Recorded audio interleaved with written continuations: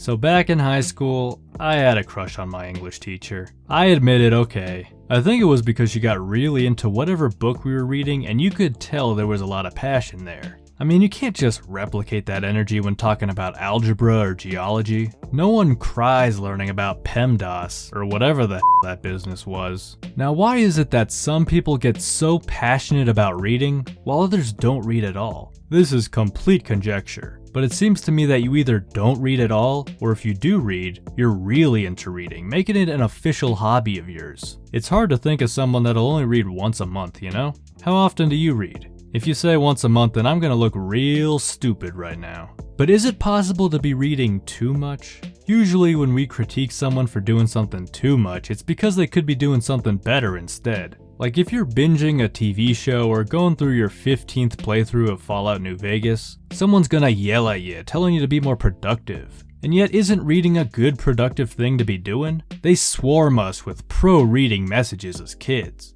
You know, those reading challenges, the book fairs, LeVar Burton and Reading Rainbow. Great show, by the way. There's nothing at all wrong with this either. Let's be clear here that reading is a good thing. But when we read, there's something missing that we could be doing instead that improves the quality of whatever intellectual journey we may be on. And that thing is thinking for ourselves. In this video, we're going to explore this concept more by looking at Arthur Schopenhauer's essays and aphorisms on reading versus thinking for yourself. Welcome back to Philosophy Tunes. I'm glad you're here and not out there getting f***ed at a Golden Corral. Sorry, I just had a bad experience recently. So let's start this video by understanding what exactly we're comparing here. Schopenhauer is going to compare reading, which is pretty self-explanatory, with thinking for yourself. So I guess this second concept needs a bit more elaboration. Here's our first hint. Only through ordering what you know by comparing every truth with every other truth can you take complete possession of your knowledge and get it into your power. Alright, so this is our first indication of what Schopenhauer means by thinking for yourself. So when we read things, right, we do honestly get distracted at times and we think of other things. But when we're actually reading, we're following along with the author to try to get exactly what they're saying. Obviously, it's good to give this author your full attention, but that means you can't compare what they're saying to other things you know. At least not while you're reading. Your mind can't multitask like that. So one aspect of thinking for yourself could be to dedicate time away from the book and actually comparing what you read to the other truths in your life. This actually gives what you're reading power because you're inviting it to interact with your other ideas. Another comparison between reading and thinking for yourself can be found in the personal involvement of the idea. Because if you come up with something on your own, you're more likely to feel attached to that idea than if you read it from somewhere else. And therefore, it'll be easier to remember. A truth that has merely been learnt adheres to us only as an artificial limb, but a truth won by thinking for ourselves is like a natural limb. It alone really belongs to us. This is what determines the difference between a thinker and a mere scholar. Now, one might ask, is there really any truly original ideas? I mean, who am I to be so bold as to say that what I think up is truly original? Someone else has probably had the same exact thought. Philosophy students see this often.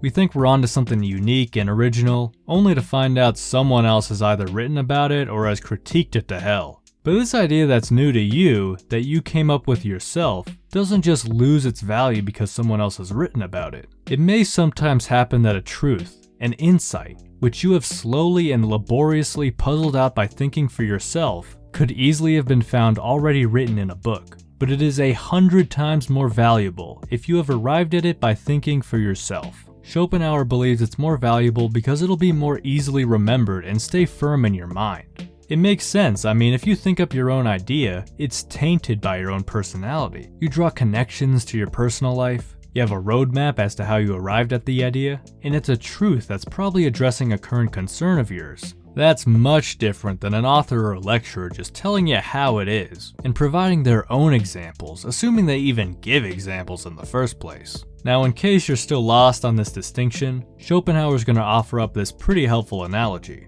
He's going to see reading as similar to learning about another country through books and whatnot, while thinking is actually visiting the country. Someone actually visiting the Taj Mahal is going to really connect with that experience and personalize it, making it memorable. But if you just go to Wikipedia and look up all this information about the Taj Mahal and even see a picture, it won't be as memorable as actually being there. Alright, one last interesting point that Schopenhauer brings up is this limitless element of the mind. In our thoughts, we could think anything. It's like a giant playground where we could do anything in the world and beyond. In the physical world, though, we're limited. We need to eat, sleep, drink, work, and none of that's really required in our imagination. In the realm of thought, we are disembodied minds, weightless, and without needs or cares. That is why there is no happiness on earth to compare with that which a beautiful and fruitful mind finds in a propitious hour in itself. Now that last point is probably going to be the most controversial, because yeah, I can think of a massive feast with a lot of good eating, but does it really compare to having the actual thing or even something smaller like a bag of chips? Sure, there aren't any limits to what we can think, but don't we achieve more happiness actualizing what we want? Also, doesn't the physical world influence what we can imagine? Like back in medieval times, were they really thinking about anime?